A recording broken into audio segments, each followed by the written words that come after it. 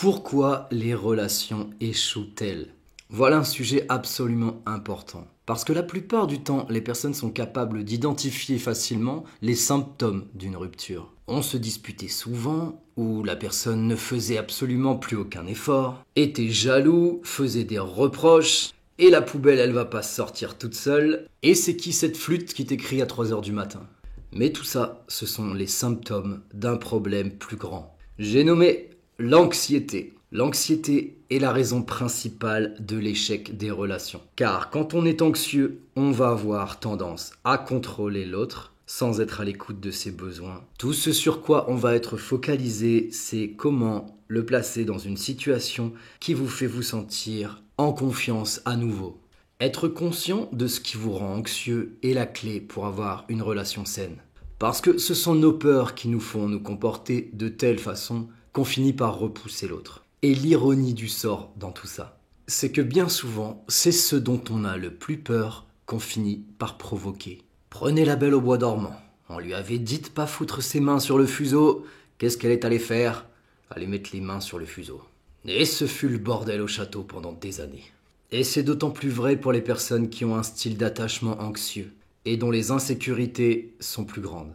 Les gens deviennent d'autres personnes lorsque leurs insécurités sont déclenchées. Parfois, vous ne savez pas d'où ces peurs viennent, et c'est souvent quelque chose que vous avez hérité de votre enfance. Mais quoi qu'il en soit, il est important que vous compreniez bien ceci.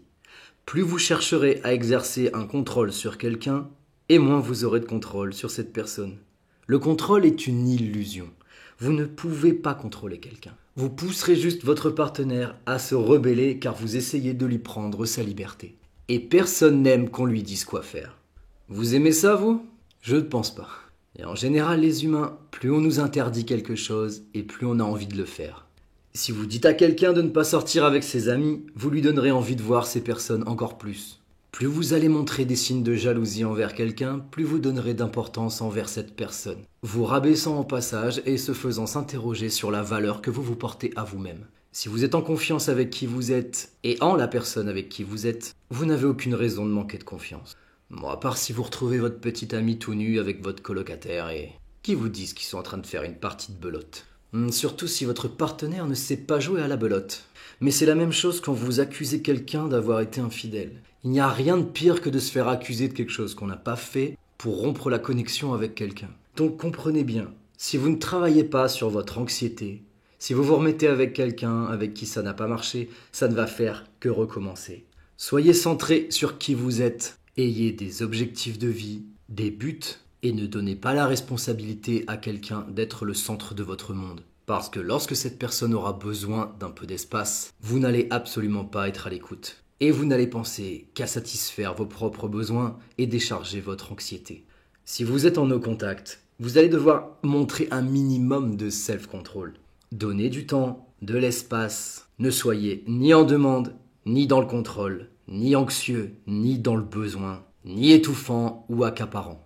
L'amour est fait pour être bienveillant et amusant. Tous ces comportements ne vont faire que tuer la relation. Vous devez aller jusqu'à l'origine du problème et c'est votre anxiété. Lorsque vous réglerez votre problème d'insécurité, les symptômes disparaîtront. Alors souvenez-vous, nous faisons exister les choses dont nous avons le plus peur. Vous devez être OK quand quelqu'un vous quitte.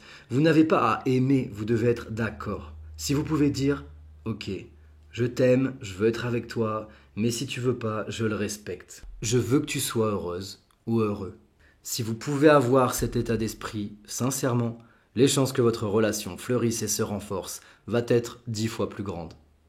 Du moins, selon un vieux singe. Et si vous voulez mon avis sur une situation particulière, vous trouverez comment me contacter sous cette vidéo. Alors n'oubliez pas en attendant, plus vous vous accomplirez vous-même dans cette vie et moins vous aurez d'anxiété. Découvrez-vous, poussez vos limites, rêvez grand et combattez toute forme de négativité. Plus vous apporterez de positif et plus vous en recevrez. Alors ne vous inquiétez pas trop, tout ira très bien.